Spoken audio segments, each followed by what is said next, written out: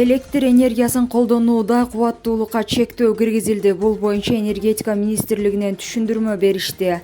Маалыматка ылайык, учурда министрлик тарабынан керектүү ölçülөргө электр энергиясын колдонуу үчүн берилген техникалык шарт менен электр эсептегичтерге инвентаризациялоо иштери жүргүзүлүүдө. Анын негизинде көпчүлүк ишканалар электр энергиясын өндүрүш үчүн колдонууга деп документ алып, иш жүзүндө жылытуу үчүн колдонуп жатканы белгилүү болду. Бул факт боюнча акт түзүлүп, пломбалар басылууда, дешти министрликтен.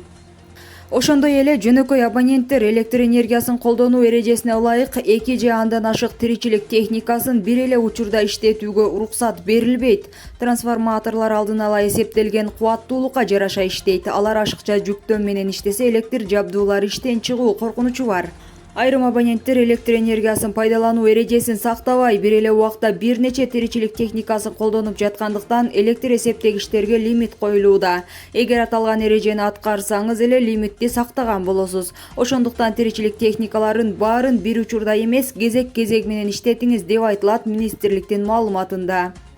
Энергетика министрлиги токтогул сууз тактагычында суунун көлөмү аз болгондугуна байланыштуу электр энергиясын үнөмдүү пайдаланууга чакырат. Булак Супер KG. Президент Садыр Жапаров Facebook'тагы баракчасы аркылуу электр энергиясы жана көмүр маселеси боюнча түшүндүрмө берди. Урматтуу кыргызстандыктар, коомдо катуу талкуу жаратып жаткан электр энергия жана көмүр маселеси боюнча түшүндүрмө жана толук маалымат берип коюуну туура көрдүм. Антпесе мени келе калуу эле энергетика системасын кризиске батырып салгандай көрсөтүп, сындап жаткан айрым жарандарыбыз соц түйүндөрдөн түшпөй жатышат. Акыркы 10 жылдан бери бир дагы ГЭС салынган эмес. Суунун башында туруп, кошуна өлкөлөрдөн кышкысын электр энергиясын сатып алып турушкан. Кыргызстан үчүн бул өтө уят иш. Арзан баада алса дагы мейли дейсиң го. 1 киловаттын 5 сомдон алышып, элге 77 тыйындан берип турушкан. Албетте 5 сомдон деп кагаз жүзүндө көрсөтүлгөнү менен чыныгы баасы арзан эле болсо керек. Калганы чоңдордун чөнтөгүнө кетип турган. Балким ушундай кызыкчылыктарды улантып, жыргап жашай бериш үчүн өзүбүздө жаңы ГЭСтерди курушкан эместир. Ошентип жеп келишип, энергетика системасын банкрот абалга жеткиришкен. Жыйынтыгында 140 миллиард сомго жакын карызга батырышкан. Бүгүнкү күндө мына ушул сумманы энергетика министрлиги ички жана тышкы булактарга карыз. Бул деген банкрот дегенди билдирет. Былтыр мен ишке жаңы киришкенде энергетика системасынын акыбалын көрүп алып, төбө чачым тик турган. Ошондой эле энергетика министрлигине тапшырма бергем. Мындан ары 1 тыйын карыз албайсыңар. Импортту 5 сомдон алууну токтотобуз. Бизде өздүк наркы канча болсо ошончодон алабыз же өзүбүздөн иштеп чыгабыз деп. Мына бүгүн импорттун баасы 2 сомдун тегерегинде болуп жатат. 140 миллиард сом карызды көбөйтпөстөн четинен кутулуп баштадык. Кичи жана орто ГЭСтерди сала баштадык.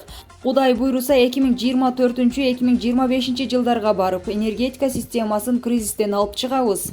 Импорттоочу эмес, экспорттоочу өлкөгө айланабыз. Ага чейин энергетика министри Доскул Бекмурзаевди куурдак кылып кууруп жесеңер дагы бул система кризистен чыкпайт. Анча-мынча мүчүлүштүктөр сөзсүз болот, айла жок чыдайбыз. Көмүр боюнча жайлай кыргыз көмүрдө саботаж кылышып, көмүр казуу кеч башталды. Муну моюнга алабыз. Бирок саботажга карабай, ÖKMдин бардык техникаларын өз убагында жардамга киргизип, көмүр казууну тездетип үлгүрүп калдык. Азырда саботаж уланып жатат. Анткени ал жакта коррупцияны жок кылып жатабыз. Кандай коррупция деген суроо туулат. Мисалы, кара кечеден балыкчыдагы көмүр кампага машинанын номери менен кагаз эле келет экен. Баланча машина менен түкүнчө тонна көмүр келип түштү деген. Мөр басылып кабыл алынды болот. Тагыраак айтсам, воздух келет. Воздух көмүрдүн ордун эмне менен толтурушат экен дебейсиздерби?